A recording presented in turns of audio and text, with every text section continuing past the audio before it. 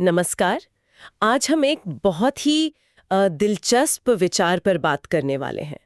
Howard gardener का बहुविध बुद्धिमत्ता सिद्धांत।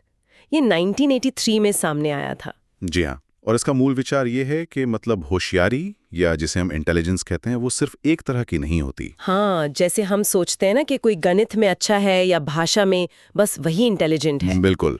गार्डनर ने कहा कि नहीं, हमारे अंदर कई अलग अलग तरह की बुद्धिमत्ताएं होती हैं और हर किसी में इनका कॉम्बिनेशन अलग होता है। जैसे संगीत की समझ या लोगों से आसानी से घुल मिल जाना, ये भी इंटेलिजेंस है। अच्छा, हमारे पास इस विषय पर एक ट्यूटोरियल भी है।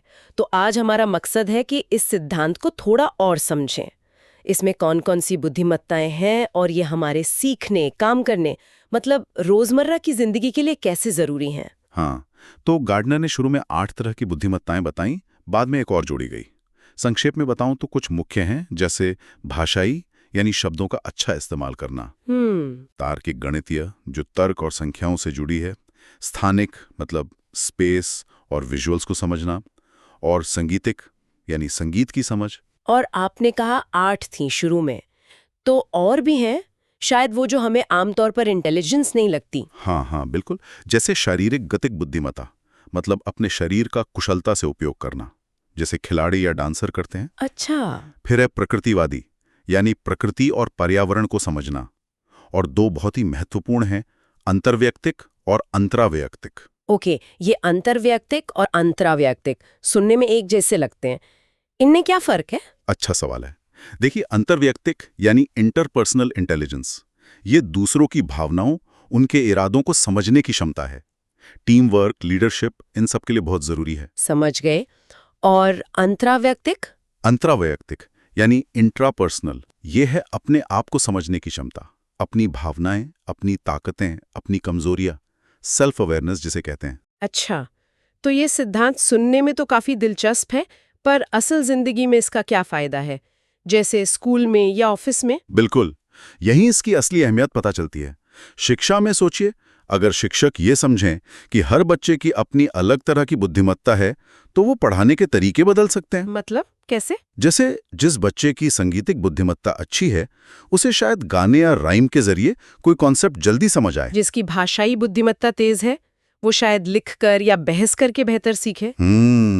यानी वन साइज फिट्स ऑल वाला तरीका नहीं, सबके लिए अलग अलग। और ऑफिस में? ऑफिस में भी संतुलित टीम बनाने में ये बहुत मददगार हो सकता है।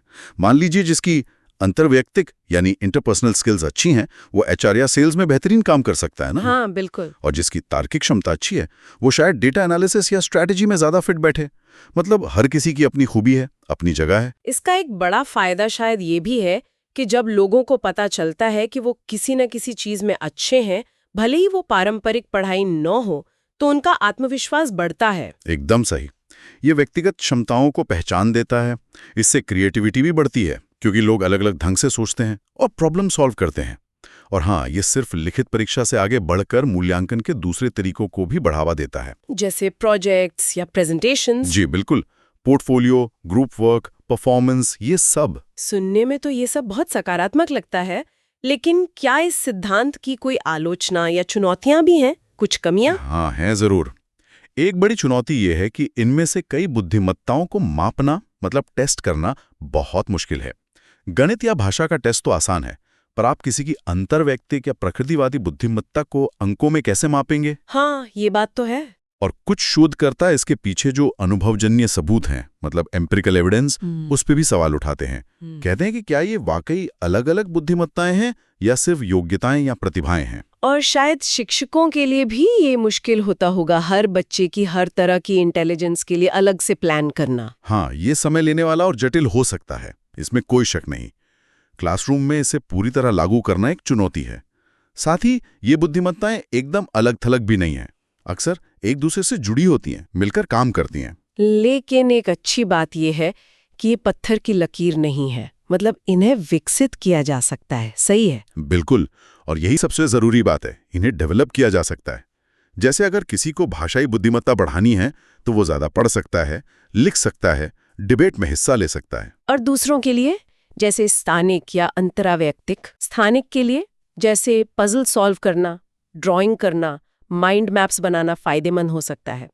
और अंतरावैयक्तिक यानी खुद को समझने के लिए ध्यान करना, जर्नलिंग यानी डायरी लिखना, अपने विचारों पर मनन करना। और प्रकृतिवादी के लिए? प्रकृति में समय बिताना, बागवानी करना, जानवरों पौधों के बारे में जानना। हर किसी के लिए कुछ ना कुछ है।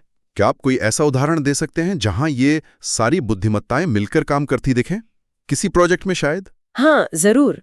मान लीजिए स्कूल में जलवायु परिवर्तन पर एक प्रोजेक्ट करना है, तो जिनकी भाषाई बुद्धिमत्ता अच्छी है वो बच्चे शायद इस पर लेख लिखें या एक जोरदार प्रेजेंटेशन तैयार करें।